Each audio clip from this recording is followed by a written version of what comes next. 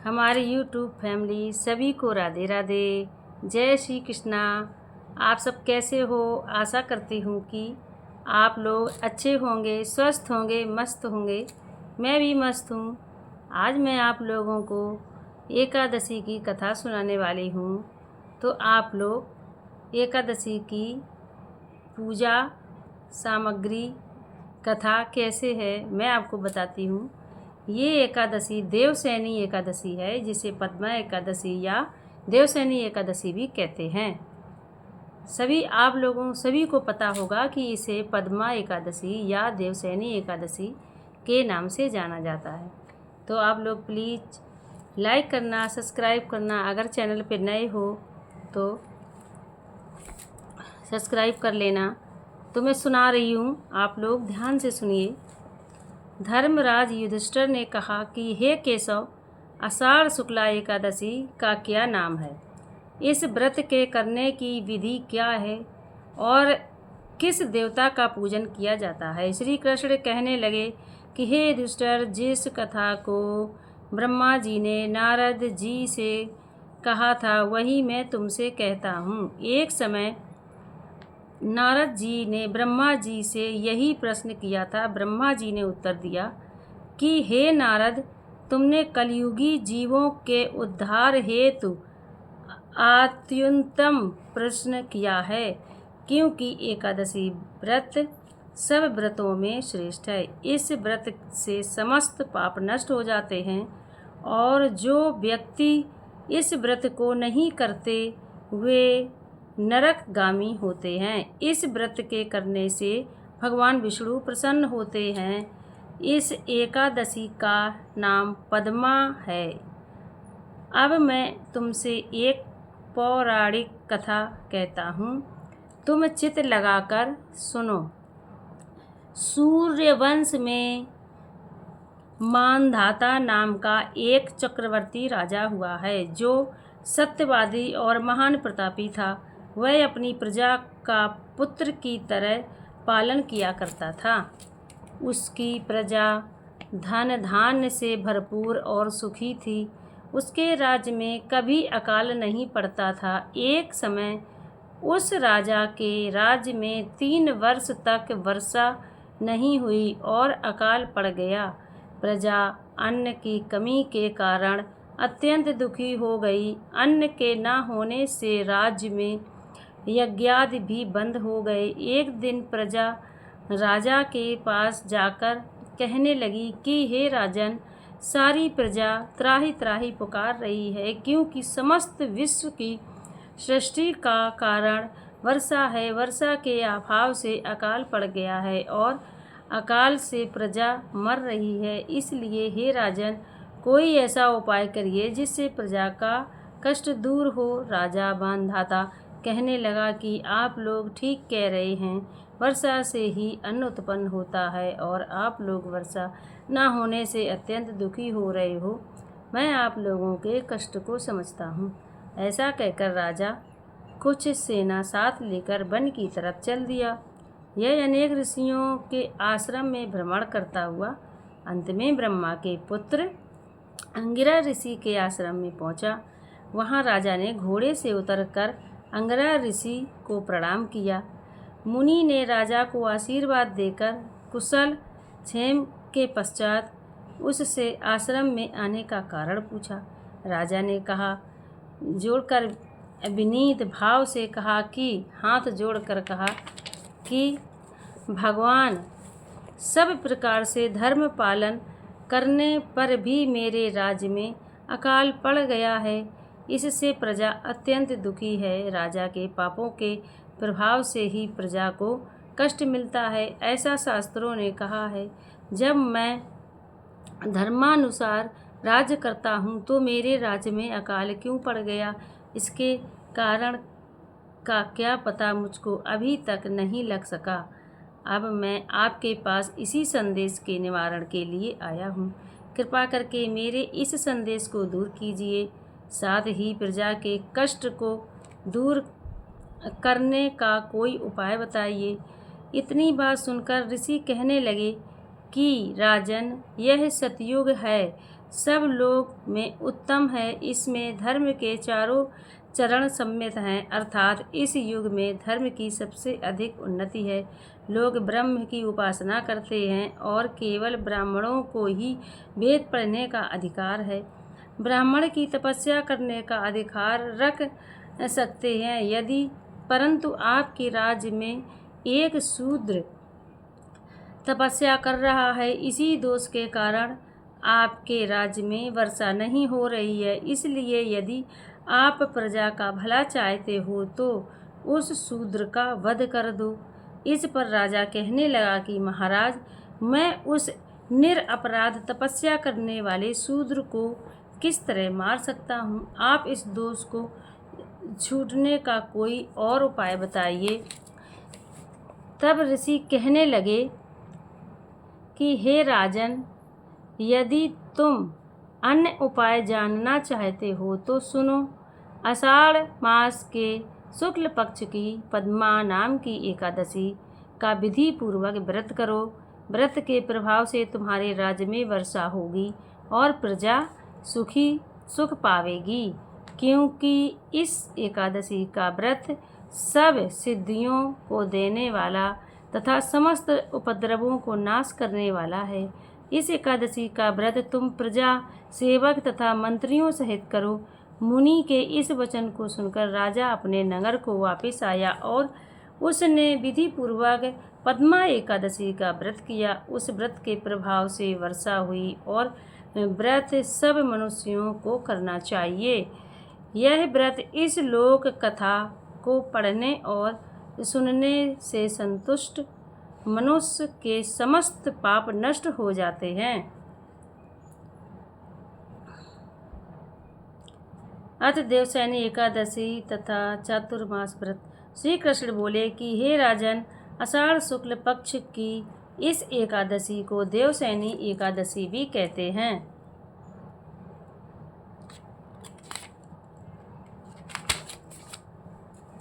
चातुर्मास का व्रत इसी एकादशी से प्रारंभ होता है। युधिष्ठिर बोले, भगवान विष्णु के शयन का व्रत किस प्रकार करना चाहिए और चातुर्मास के व्रत भी करिए। श्री कृष्ण बोले कि हे राजन, अब मैं आपको भगवान श्री विष्णु के शयन व्रत और चातुर्मास व्रत की कथा सुनाता हूँ। आप सावधान होकर सुनिए। जब सूर्य कर्क राशि में आता है तो भगवान को शयन कराते हैं और तुला राशि में आता है तब भगवान को जगाते हैं। यदि मास के आने पर भी यह विधि इसी प्रकार चलती है, इसके सिवाय और महीने में ना तो शयन कराना चाहिए ना जगाना ही चाहिए। आषाढ़ मास की एकादशी का विधिवत व्रत करना चाहिए। उस दिन विष्णु भगवान की चातुर्मासी सोने की मूर्ति बनाकर चातुर्मास व्रत के नियम का संकल्प करना चाहिए। भगवान की मूर्ति को पीताम्बर पहना कर सुंदर श्वेत सैया पर शयन करावें और धूप दीप नैवेद्य आदि से भगवान को षोडशोपचारांत पूजन करें। पंचामृत से स्नान आदि कराकर इस प्रकार कहें, हे ऋषिकेश, लक्ष्मी सहित मैं आपका पूजन करता हूँ। आप जब तक चातुर्मास शयन करें, मेरे इस व्रत को निर्विघ्न रखें। इस प्रकार विष्णु भगवान की स्तुति करके शुद्ध भाव से मनुष्यों को दातून आदि के नियमों का ग्रहण करना चाहिए। विष्णु भगवान के व्रत को ग्रहण करने के 5 काल वर्णन किए हैं। देवसैनी एकादशी यह व्रत किया जाता है। एकादशी, द्वादशी, पूर्णिमा, अष्टमी और कर्क की संक्रांति से व्रत प्रारंभ किया जाता है तथा कार्तिक शुक्ला द्वादशी को समाप्त कर दिया जाता है।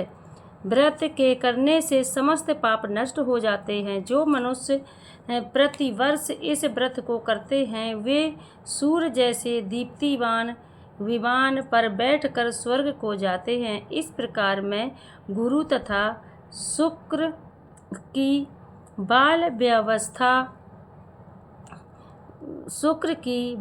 वृद्धावस्था वर्जित नहीं है। यदि सूर्य धन राशि के अंश में भी आ गया तो यह तिथि पूर्ण समझी जाती है। जो स्त्री या पुरुष पवित्र होकर शुद्धता से इस व्रत को करते हैं वह सब पापों से छूट जाते हैं। बिना संक्रांति का मास मल मास देवता और पितृ कर्मों में वर्जित है। अब इसका अलग अलग फल कहते हैं। जो मनुष्य प्रतिदिन मंदिर में झाड़ू देते हैं, जल से धोते हैं, गोबर से लीपते हैं, मंदिरों में रगड़ करते हैं, उनको 7 जन्म तक ब्राह्मण योनि मिलती है। जो मनुष्य चातुर्मास में भगवान को दूध, दही, घी, शहद और मिश्री आदि से स्नान कराते हैं तथा ब्राह्मणों को भूमि, स्वर्ण आदि दान करते हैं, वे वैभवशाली होकर अंत में स्वर्ग में जाकर इंद्र सुख भोगते हैं। जो विष्णु भगवान की सोने की प्रतिमा बनाकर धूप, दीप, नैवेद्य और पुष्प आदि से भगवान का पूजन करते हैं वह इंद्रलोक में जाकर अक्षय सुख भोगते हैं। जो तुलसी से भगवान का पूजन करते हैं या स्वर्ण की तुलसी ब्राह्मणों को दान करते हैं वे सोने के विमान में बैठकर परम गति को प्राप्त होते हैं। जो मनुष्य भगवान को गूगल की धूप और दीप अर्पण करते हैं उनको अनेक प्रकार की संपत्ति मिलती है और वे जन्म जन्मांतर के लिए धनाढ्य हो जाते हैं। जो मनुष्य चातुर्मास में पीपल के वृक्ष तथा भगवान विष्णु की परिक्रमा करते हैं और पूजा करते हैं उनको विष्णु लोक की प्राप्ति होती है। जो संध्या समय देवताओं तथा ब्राह्मणों को दीपदान करते हैं तथा विष्णु भगवान का हवन करते हैं वे सुंदर विमान में बैठकर अप्सराओं से सेवित होते हैं। जो भगवान का चरणामृत लेते हैं वे सब कष्टों से मुक्त हो जाते हैं। जो नित्यप्रत मंदिर में तीनों समय 108 बार गायत्री मंत्र का जाप करते हैं उनसे भी पाप सदैव दूर रहते हैं। जो गायत्री का ध्यान और जप करते हैं उनमें भी पाप सदैव दूर रहते हैं। जो गायत्री का ध्यान करते हैं, जप करते हैं से व्यास भगवान प्रसन्न होते हैं। इसके उद्यापनों में शास्त्र की पुस्तक दान की जाती है। जो पुराण व धर्म शास्त्र को पढ़ते हैं या सुनते हैं ये वस्तु दान करते हैं, स्वर्ण सहित ब्राह्मणों को दान देते हैं वे दानी, धनी, ज्ञानी और कीर्तिवान होते हैं। जो विष्णु या शिव का स्मरण करते हैं अथवा उनकी सोने की मूर्ति दान करते हैं साथ ही ये प्रार्थना करते हैं, हे शिव, आपने त्रिपुर नामक दैत्य को मारा है, मेरे दोषों को भस्म करके मुझको सद्गुण दीजिए। वह पापों से रहित होकर धनवान, गुणवान हो जाते हैं। जो नित्य कर्म के पश्चात सूर्य को अर्घ्य देते हैं तथा व्रत की समाप्ति पर स्वर्ण लाल वस्त्र और गौदान करते हैं वह आरोग्यतापूर्ण आयु का कीर्ति, धन और बल पाते हैं। चातुर्मास में जो मनुष्य गायत्री मंत्र जाप तिल से होम करते हैं और समाप्ति पर दान करते हैं उनके समस्त पाप नाश होकर निरोग शरीर मिलता है तथा सुपात्र संतान मिलती है। जो मनुष्य अन्न से हवन करते हैं और समाप्त हो जाने पर घी का घूंट भर कर वस्त्र सहित दान करते हैं वे ऐश्वर्यशाली होकर ब्रह्मा के समान भाग भोगते हैं और इनके शत्रुओं का नाश होता है। जो पीपल का पूजन करते हैं तथा अंत में स्वर्ण सहित वस्त्रों का दान करते हैं वे सब पापों से छूटकर भगवान के भक्त हो जाते हैं। और जो मनुष्य तुलसी जी को धारण करते हैं तथा अंत में भगवान विष्णु के निमित्त ब्राह्मणों को दान करते हैं वे विष्णु लोक जाते हैं। जो मनुष्य चातुर्मास व्रत में भगवान के शयन के उपरांत उनके मस्तक पर नित्यप्रत दूर्वा चढ़ाते हैं और अंत में स्वर्ण की दूर्वा दान करते हैं वे भी वैकुंठ लोक जाते हैं। और जो दान करते तथा इस प्रकार स्तुति करते हैं कि हे दूर्वे, तुम जिस भांति इस पृथ्वी पर शाखाओं सहित फैली हुई हो, उसी प्रकार मुझे भी अजर अमर संतान दो। इस प्रकार स्तुति करके सोने की दूर्वा ब्राह्मण को दान कर दें। ऐसा करने वाले मनुष्य सब पापों से छूट जाते हैं और अंत में उनको स्वर्गलोक की प्राप्ति हो जाती है। जो भगवान विष्णु और शिव के मंदिर में जाकर जागरण और शिव गान गाते हैं, वे भी स्वर्ग को प्राप्त होते हैं। जो चातुर्मास व्रत में उत्तम ध्वनि वाला घंटा दान करते हैं, उनको ये प्रार्थना करनी चाहिए, हे भगवान, हे जगपते, आप पापों के नाश करने वाले हैं। आप मेरे करने योग्य कर्मों को तथा ना करने योग्य पापों के करने से जो पाप उत्पन्न हुए थे, उनको नष्ट करिए। व्रत की समाप्ति पर जो गायों का या एक ही काफिला गौ का दान करते हैं, वस्त्र दान करते हैं, अथवा जो नित्य ब्राह्मणों को नमस्कार करते हैं, हे धान होते हैं, उनका जीवन सफल हो जाता है, साथ ही समस्त पापों से छूट जाते हैं। चातुर्मास में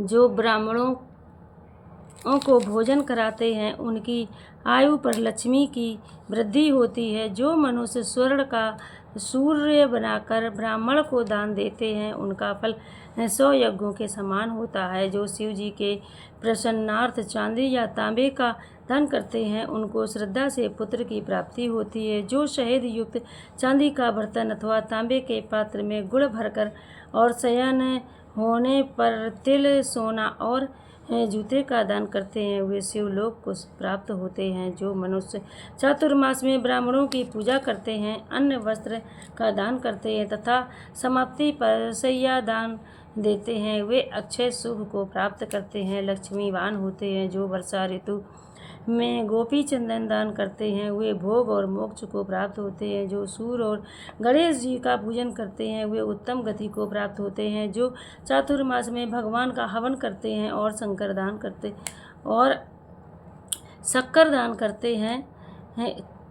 दान करते हैं तथा ही उद्यापन की विधि कहते हैं। 4 पल या 8 पल वाले तांबे के पात्र में शक्कर भर कर वस्त्र, फल, दक्षिणा सहित पुरोहित को देते हैं, उनके सब पाप नष्ट हो जाते हैं और उन्हें यशस्वी पुत्र की प्राप्ति होती है। हे कुंती पुत्र, चातुर्मास व्रत करने वाला मनुष्य गंधर्व विद्या में निपुण और स्त्रियों का प्रिय होता है। जो मनुष्य चातुर्मास व्रत में फल, मूल, शाक आदि का दान करते हैं, वे सुखी और राजयोगी होते हैं। जो मनुष्य इस व्रत को प्रतिदिन सोंठ, मिर्च, पीपल, वस्त्र और दक्षिणा के सहित दान करते हैं, अंत में सोने की ही सोंठ, मिर्च आदि दान करते हैं, वे 100 वर्ष तक जीवित रहकर स्वर्ग को जाते हैं। जो बुद्धिमान ब्राह्मण को मोती का दान करते हैं, वे कीर्ति को प्राप्त होते हैं। जो मनुष्य इस व्रत में तांबूल दान करते हैं अथवा जितेंद्रिय होकर पान खाना छोड़ देते हैं और अंत में लाल वस्त्र का दान देते हैं, वे शौर्यशाली, निरोग, बुद्धिमान, भाग्यवान तथा सुंदर वाणी बोलने वाले बनते हैं। तांबूल के दान से देवता प्रसन्न होकर अनंत धन देते हैं। जो मनुष्य इस व्रत में लक्ष्मी जी और पार्वती जी को प्रसन्न करने के लिए हल्दी का दान करते हैं, वे अंत में चांदी के पात्र में हल्दी रखकर देते हैं। वे स्त्रियां अपने पति के साथ और पति अपनी पत्नियों के साथ सुख भोगते हैं तथा सौभाग्य, अच्छे धन व सुपात्र संतान मिलती है। साथ ही वे देवताओं से पूजित होते हैं। जो शिव और पार्वती की प्रसन्नतार्थ ब्राह्मण, स्त्री तथा पुरुष का पूजन कर दक्षिणा, वस्त्र और स्वर्ण दान करते हैं और उद्यापन में शिव जी ही स्वर्ण प्रतिमा बनाकर दान देते हैं, बैल का दान करते हैं तथा मीठा भोजन भूखों को कराते हैं, उन्हें संपत्ति और कीर्ति मिलती है। वे इस लोक में सुख भोग कर अंत में मोक्ष को प्राप्त होते हैं। जो मनुष्य फल का दान करते हैं और अंत में स्वर्ण देते हैं, उनके सब मनोरथ सिद्धि होते हैं और सुपात्र संतान प्राप्त होती है। फलदान से नंदन वन का फल प्राप्त होता है। जो मनुष्य इस व्रत को पुष्प का दान करते हैं उन्हें इस लोक में सुख और परलोक में गंधर्व पद मिलता है। जो भगवान की प्रसन्नता के लिए प्रतिदिन ब्राह्मणों को दही और अन्न में भूमि या स्वर्ण का दान करता है वह इस लोक में धन धान्य प्राप्त कर अंत में विष्णु लोक को जाता है। जो वस्त्र और आभूषणों सहित गौ और बछड़े का दान करते हैं वे ज्ञान प्राप्त करके ब्रह्म लोक को जाते हैं और पितरों के साथ अनेक सुख भोगते हैं। जो मनुष्य चातुर्मास में प्रजापत्य व्रत करते हैं और उनकी समाप्ति पर गौदान और ब्राह्मणों को भोजन कराते हैं वे समस्त पापों से मुक्त होकर पर ब्रह्मलोक को जाते हैं। और जो वस्त्रों या बैलों सहित हल का दान करते हैं तथा शाक मूल और फलों का आहार करते हैं वे विष्णु लोक को जाते हैं। जो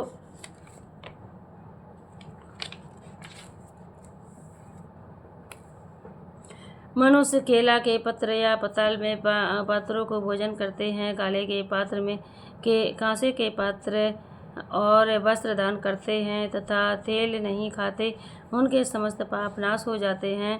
जो मनुष्य पयोव्रत करते हैं और अंत में दूध दही गौ दान करते हैं वे विष्णु लोक को जाते हैं। चतुर्मास व्रत का प्रभाव उससे पत्नघाती सुरापान करने वाल घाती असंध भाषण करने वाला स्त्री घाती किसी व्रत में विघ्न डालने वाला अगम्या से गमन करने वाला विधवा के शील को भंग करने वाला ब्राह्मणी तथा चंडालिनी के साथ भोग करने वाला इस सब में पापों को चातुर्मास व्रत नष्ट कर देता है। चातुर्मास व्रत के अंत में 64 फल कांसे का पात्र तथा वस्त्रों और आभूषणों के साथ गौ और बछड़ा दान करना चाहिए। जो मनुष्य भूमि को गोबर से शुद्ध करके भगवान का स्मरण करते हुए भोजन करते हैं तथा सिंचित भूमि का दान करते हैं वे धर्मात्मा राजा होते हैं तथा उनके संतान भी अच्छी होती है उनको किसी शत्रु का भय नहीं होता और अंत में स्वर्ग लोक को जाते हैं। बैल का दान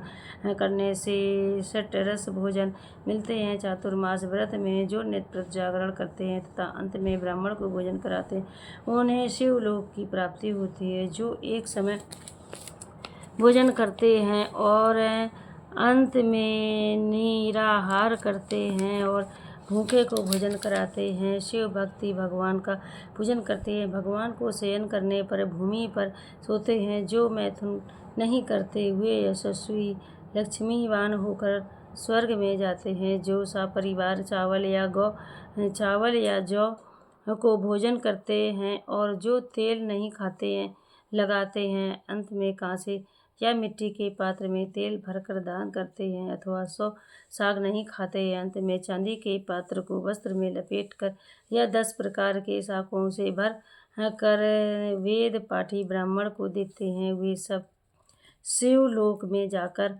कीर्ति प्राप्त करते हैं। जो मनुष्य गेहूँ छोड़ने का नियम करते हैं और व्रत के अंत में सोने के गेहूँ बनवाकर दान देते हैं तथा जो व्रत में इंद्रियों का दान दमन करते हैं उन्हें अश्वमेध यज्ञ का फल प्राप्त होता है।